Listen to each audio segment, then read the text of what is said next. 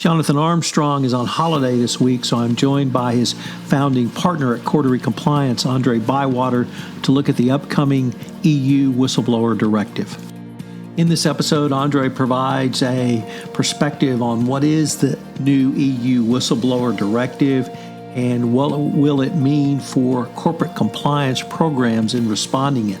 We talk about who can be a whistleblower, the anonymity and confidentiality requirements, what route should a whistleblower take, what are the reporting obligations for a company, and the retaliation prohibition and what that means for corporations. I know you will enjoy part one of this special two-part series. Life with GDPR is a production of the Compliance Podcast Network. Hello, everyone. This is Tom Fox back for another episode. And today I'm thrilled to have with me Andre Bywater. Andre is one of the founding partners of Cordery Compliance in London.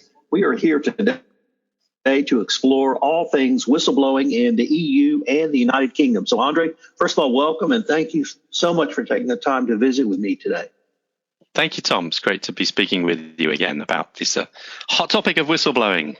So, speaking of hot topics, I hope most listeners to this podcast are aware of an upcoming December 17 deadline around this topic in the EU. But for those who may not be, could you explain the significance of December 17th, what it means not simply for whistleblowing, but more importantly, for our clients, corporations, and other businesses who are subject to the regulations? Absolutely, Tom. So the EU brought in a set of EU-wide rules about whistleblowing a couple of years ago. And as you just pointed out, the deadline by when the 27 EU member states have to put that into their legal systems is mid-December. Now, I believe to date, as is very much the usual thing, only one of those member states, and we're 2 months away, has actually implemented it. That's Denmark. But I know there are a few others who've got their laws going through the pipeline. Now, this is an EU-wide initiative. Many EU countries have had no whistleblowing systems or processes in their laws at all. Other countries have got sophisticated systems, and they'll be kind of building the whistleblowing directive on top of that. So this is, as I say, for some places, a new thing. And obviously, as you said, for our clients and businesses, it's going to be a very new thing in some instances in some of those EU member states. And the EU is doing this because we had all those big whistleblowing events, if I can call them that, a few years ago, Panama Papers, Dieselgate, and so on. And the EU thought it was time that it had some kind of legislation. But I must really emphasize a really important point, Tom. It's a whistleblowing about EU law infringements. So it's not a kind of whistleblowing law that covers everything in the universe. It's only about wrongdoing concerning certain EU legislation. If you're happy, I can elaborate on that point in particular, because I think in terms of a scoping exercise, that's one of the really important things that our clients and folks who are implementing this are going to have to do. Because let's say on the one hand, you've got your policy, and on the other hand, you've got your kind of internal playbook on your manual. You've got to do a scoping exercise and look at what actually applies to you. Because, as I say, it's about certain EU laws, and there are about a dozen categories. So let's say, for example, antitrust, competition law. You can whistleblow about that. Now, that's going to cover just about every business. But other things like nuclear safety or animal welfare, that's not going to cover all businesses. So they can kind of ignore those bits. But they've got to do that scoping exercise and put those in its policies and make that very clear to people who may be whistleblowers that you can only whistleblow about those particular issues under this piece of legislation. It's not a kind of general whistleblower, everything you don't like about the EU law, if you see what I mean. So that brings up a very interesting discussion we're about to have on the subtleties of this law, but more importantly, the difference in an American approach and, dare I say, the rest of the world. So the American approach is, of course, we don't solve problems, we overwhelm them. Subtleties, niceties, they're beyond us. We can do comprehensive, we can bomb the dog meat out of you, but precision bombing, not so good at. The subtleties of that are going to be extraordinarily difficult for both companies and for the whistleblowers. I have to tell you, my approach would be we're going to take the most stringent requirements there are and make those apply to the entirety of our whistleblowing program. That's the overwhelming approach. But could you talk us through the scoping exercise? Because if there are companies that are more nimble, subtle, and agile, perhaps they would need to do that as well. Yeah, absolutely. And I think to add in that mix, Tom, you've got to think about the whistleblowing team, the people who are going to handle the claims, because they're the ones who are going to have to be saying, they might be turning away when someone whistleblows about something that they, if you like, are not entitled to whistleblow about. So the whistleblowing team are going to have to recognize what those areas are.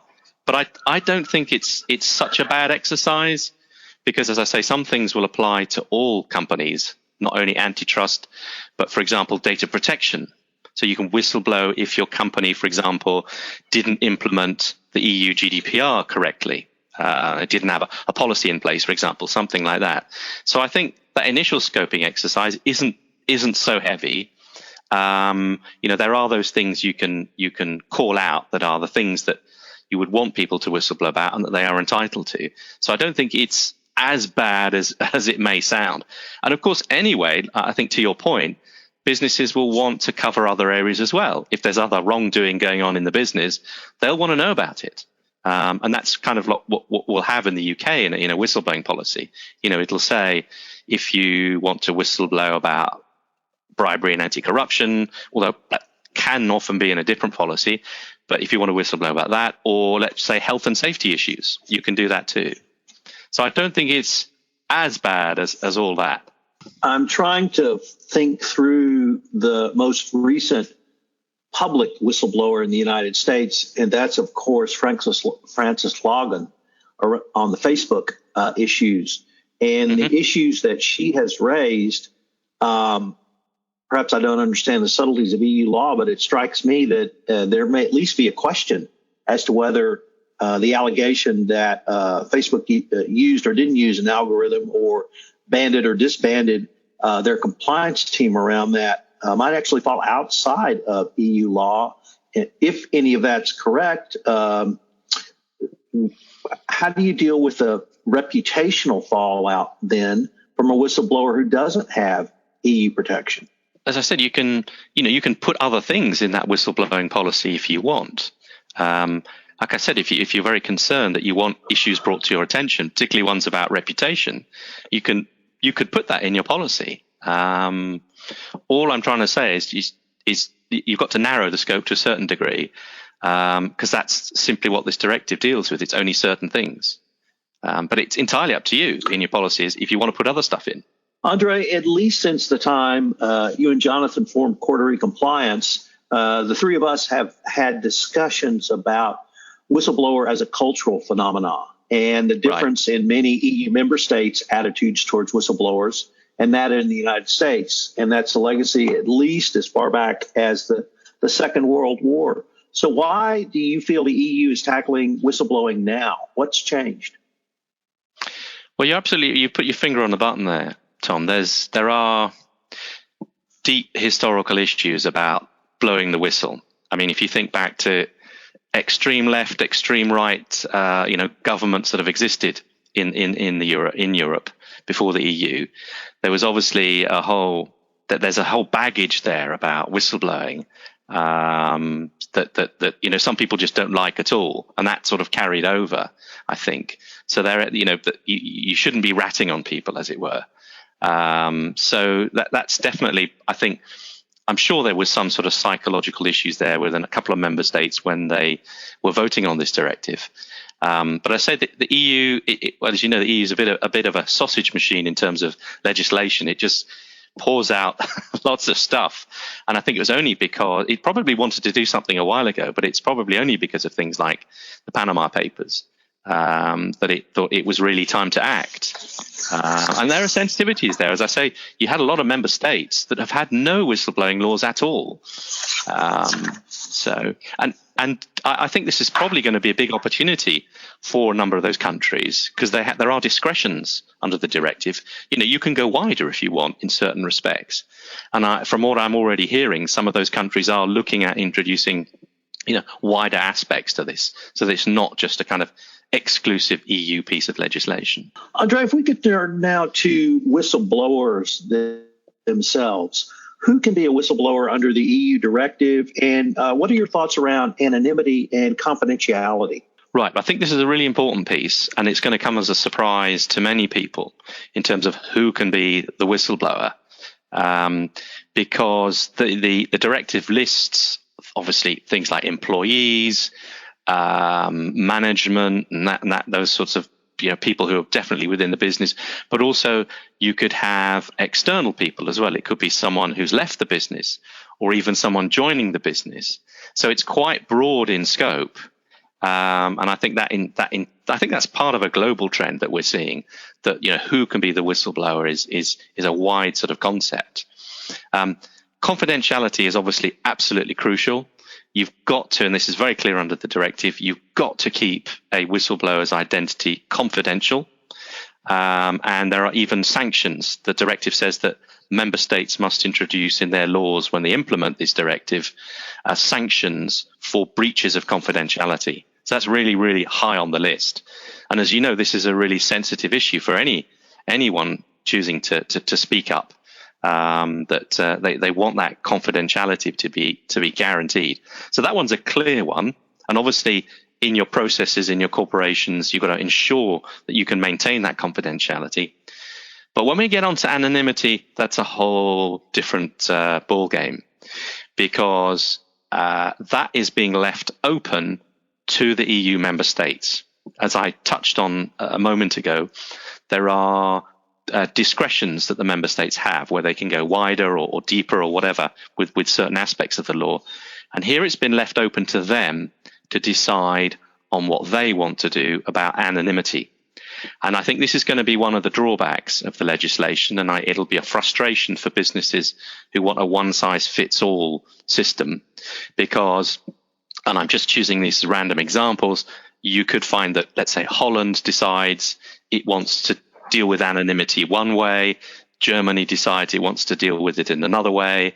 They could leave it very open to businesses as how they want to deal with it, or they could say, well, you can only have anonymity in these certain circumstances, and that is going to be a bit of an issue for businesses.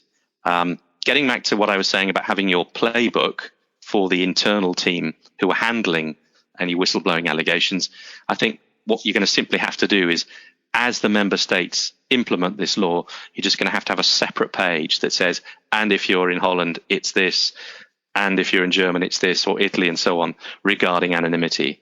Because that is going to be an issue. And as you and I know, it's a particular issue if you're trying to handle a claim where someone wants to be anonymous, that makes your investigation certainly far more complicated.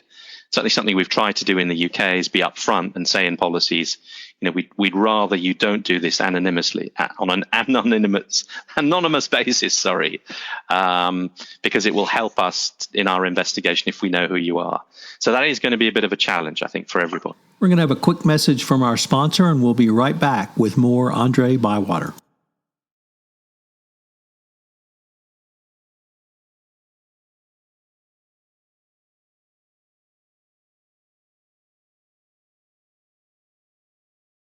One of the controversies in the United States around our federal whistleblowing provision in the Dodd-Frank Act is the United States Supreme Court has interpreted it to mean that a whistleblower must go to the Securities and Exchange Commission first to receive anti-retaliation protection.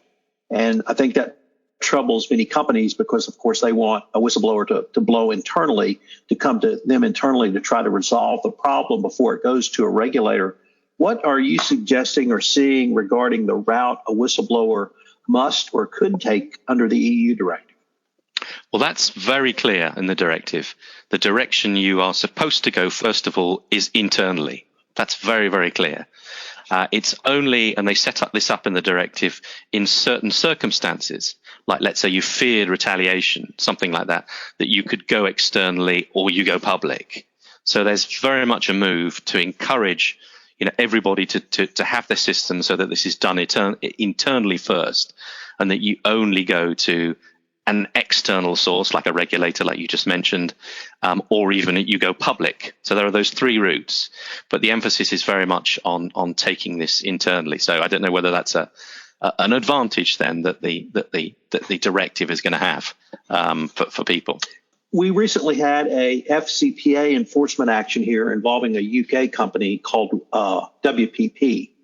And one of the anomalies or most interesting factors in that case was in one country, a internal whistleblower whistleblew 7 times internally with documents and naming names before WPP actually commissioned an external firm to do a full investigation. At what point does a person who has whistleblown internally have the right to or the obligation to go to a government regulator if the company takes no action? Well, I suppose one way to approach this is we've got some strict timelines in the directive. First of all, you're supposed to acknowledge within 7 days receipt of the speaking up, and then you're supposed to reply within 3 months after that. So I'm guessing the first port of call with someone who feels if they haven't heard back within those 3 months, is they're going to obviously start getting a bit nervous. And I suppose it's at that point that they would start thinking about going elsewhere, unless, as I said, some of the other criteria to allow you to go either externally or public apply. So, for example, if someone thought there was some kind of imminent danger to the public, they could do that, much, much more quickly. So I think that will be the sort of probably the circumstances in which that would happen. I think those timelines would push somebody. That said, within those 3 months, obviously the whistleblowing team is going to be doing the investigation. And one key thing we've got in the directive is that the whistleblowers have got rights, so that they can demand a meeting, for example. They can demand to approve the minutes of meetings they have. Or if there are transcripts of recordings, they can approve those and so on. So I'm imagining if you're in that hot seat and you're asking these questions, you're asking meetings and so on, and you feel you're getting nowhere, then it might be that, earlier than the end of those 3 months, you might be wanting to look elsewhere to take your claim. Andre, let me now switch over to the company side, because you've used a phrase at least twice that frankly I haven't heard, and that's whistleblower team. And so maybe we could use that to introduce, what do you see as some of the key obligations of a company, but more importantly, how should they fulfill those obligations? And perhaps you could start with who should be on your whistleblower team. Well, it's got to be, and the directive says this, you've got to have, they don't call it the whistleblowing team, I forget their term, it's something even duller, like internal department or something, but it has to be impartial. That's the key word that they use. So, for example, it really shouldn't be your line manager who's going to be the person who's sitting in that whistleblowing team.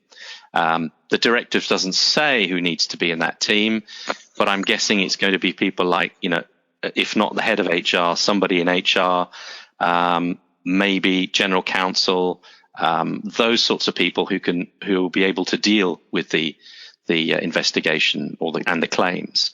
And those are the ones who've really got to be trained up.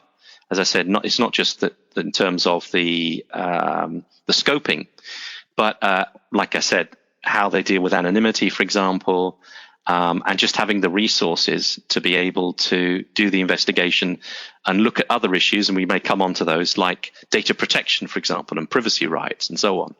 And obviously how they will deal with the individual, if this is the case, within the business who's being accused of doing some kind of EU wrongdoing under that scoping exercise.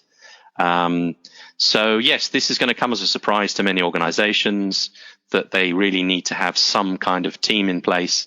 That team obviously has to be trained. And it's not just training, as you know, on issues like what are the legal obligations, but there's the whole piece about how you handle someone who speaks up. As we all know, and you must have heard, like for the audience, I'm saying, stories of people who have had a very big difficult time when they've whistleblown. Either they've suffered retaliation, or they were afraid to come up, or maybe they wanted to withdraw their allegation. There's that whole piece about making sure that the whistleblowing team treats a case sensitively and appropriately. Plus, Tom, also, as you know, we get false whistleblowers. So you're going to have to be able to see cut the wheat from the chaff, as it were. Or is it the chaff from the wheat? I never remember. Where you're going to have to filter out those false whistleblowers as well. And there's some stuff about that in the directive as well. So again, that's another thing you'd put in your notice. You'd say we don't want false whistleblowers. And again, under the EU directive, those people can be sanctioned as well. So in addition to what you've just detailed, could you walk us through some of the record-keeping obligations that a company would have after the initial report comes in? Or, as I would say, document. Oh, absolutely. That is one. Although, as I said, the directive offers quite a few discretions, it's very prescriptive on what you have to do in terms of your document keeping. Like I said, people can. The whistleblowers have these rights, so that if they can, sign off or not, as the case might be, on minutes of meetings and so on. So you've got to keep hard copies of records or transcripts of calls that may be made to a hotline, all that kind of stuff. So you've got to keep all of that. You've got to document that process. And I think that will come as a bit of a surprise to many people. And obviously, you're going to have your internal deadlines so that you meet the 7 days and the 3 months and so on. But there's quite a tall order there. And it's going to come as a shock not only for the businesses, but for the regulators as well, I think, because they're going to have to put all that in place. So, even though the member states haven't all implemented the rules yet, that's something you're going to want to start on. And obviously that touches on hotlines. Hotlines are permitted under the EU rules. Many people, of course, big corporations in the US already have this. But people are going to want to start looking at those contracts with hotline providers, service providers, because, for example, like I said, some of that documentation, some of that keeping recordings and so on, that may have to be done by those outsourced providers as well. I think start looking at those vendor contracts would be my message there. Andre, is there, let me just use the energy industry since I'm the most familiar with that. Energy company headquartered in Houston, Texas, of course, has UK operations because of the North Sea. So Energy Company UK. And they have subsidiaries in other countries in the EU. Energy Company Germany, Energy Company Hungary, Energy Company Poland. Do each one of those subsidiaries, are they required to have a separate hotline, or can Energy Company Houston have a global hotline, or could Energy Company UK run it for the EU? Yeah, there's a bit of a debate on this. My view is you can have the one hotline, but we're going to have to wait and see how some of the member states implement their legislation. Because again, this is where I'm concerned that we may get a bit more of a patchwork. But what I'm recommending to people now is that the starting point is you have the one hotline. You touched on the UK, but of course, post-Brexit, we're not in the EU. So the UK will not be implementing the directive. But I think, like with so many of these devil in the details in the Brexit deal, if you look in there, it says that we have to maintain an equal level playing field with the EU on employment issues. And this is very much an employment issue. So it could be, and this will raise the hackles of many people, that the EU Whistleblowing Directive comes through the back door in the UK. But we already have, quite sophisticated whistleblowing legislation here. But yeah, I think that could pose a bit of an issue for an organization if they wanted to run that from the UK. Because I imagine they would be keener to have a hotline where everything's done in English. But I suspect that you'd still want to have some local language requirements, so that if you have a hotline provider and you've outsourced that you still have someone who can provide that in Polish or Hungarian.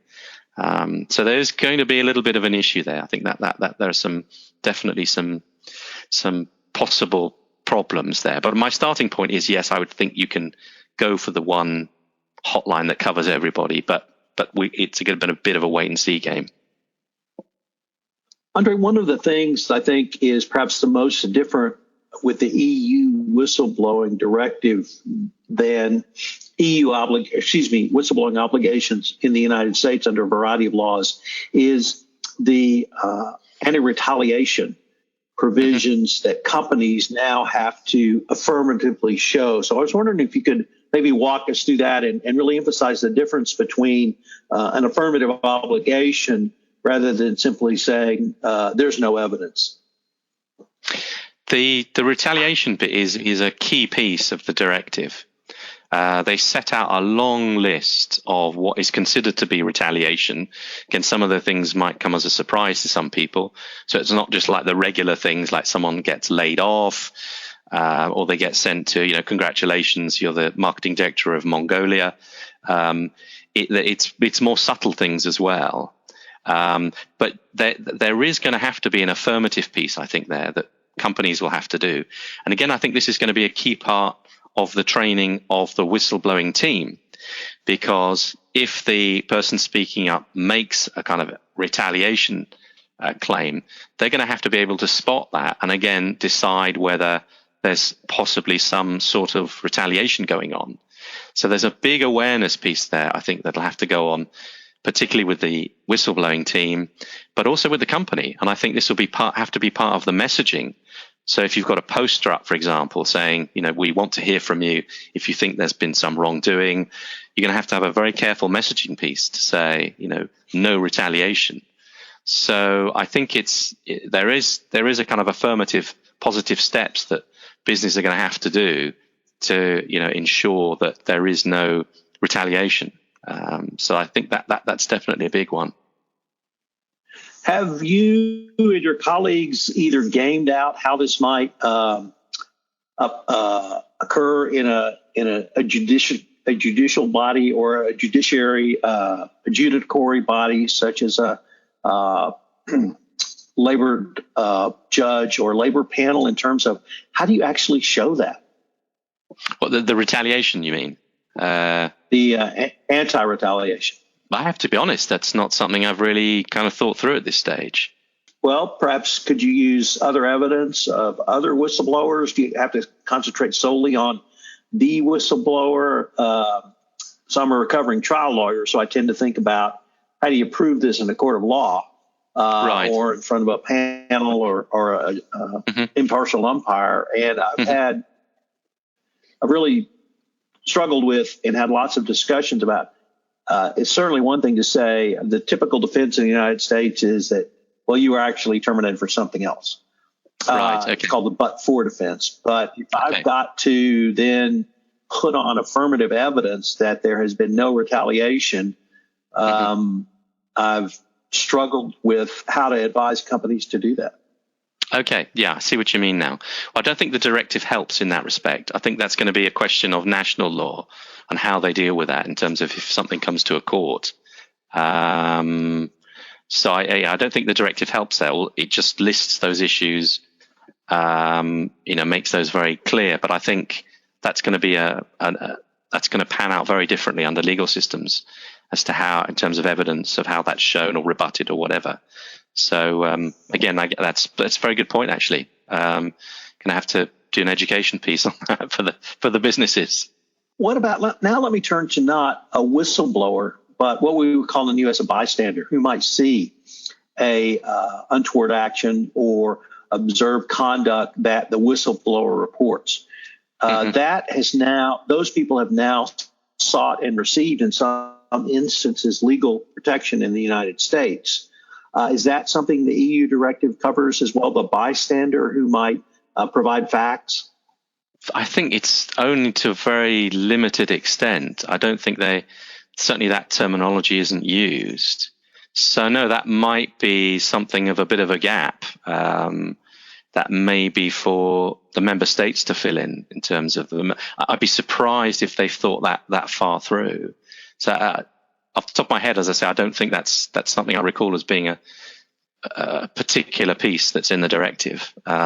Say probably one to be filled in by the countries in their national legislation. Let me now turn to damages. that a whistleblower might seek for retaliation. So typically, at least here in the United States, you would think through loss of pay, loss of benefits, potential income earned on a future basis if you stayed in the same job.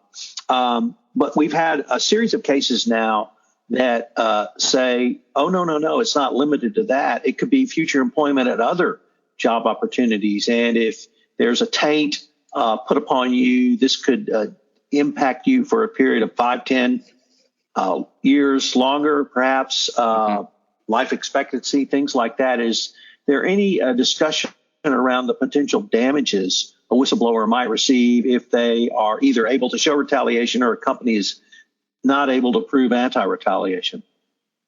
The directive doesn't deal with that to that sort of granular level. All it says is that the EU countries have to put in measures that provide for compensation for people who've been retaliated against. It's as broad as that. So it's very open.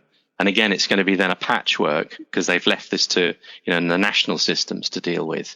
So it'll be different in Germany, in Portugal, in Italy, and so on.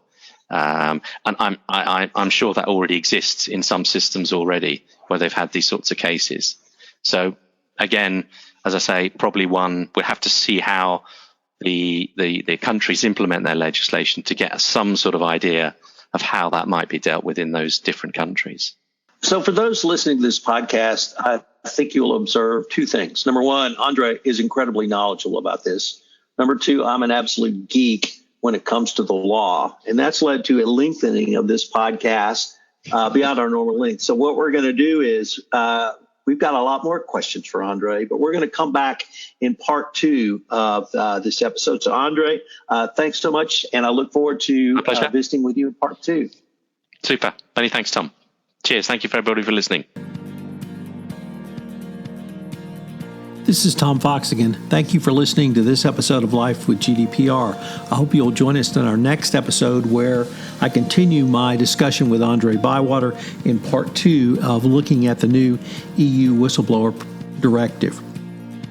If you're interested in social engineering for your compliance program, I hope you'll check out the latest addition to the Compliance Podcast Network, Design Thinking in Compliance, where with my co-host Carson Tams, we take a look at this most useful social engineering tool that can both increase the efficiency of your compliance program and its engagement.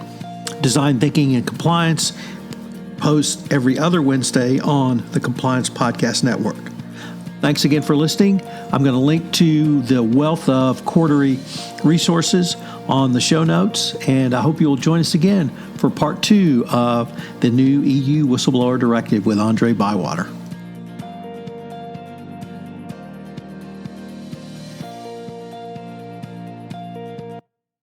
This podcast is a part of the C-Suite Radio Network. For more top business podcasts, visit c-suiteradio.com.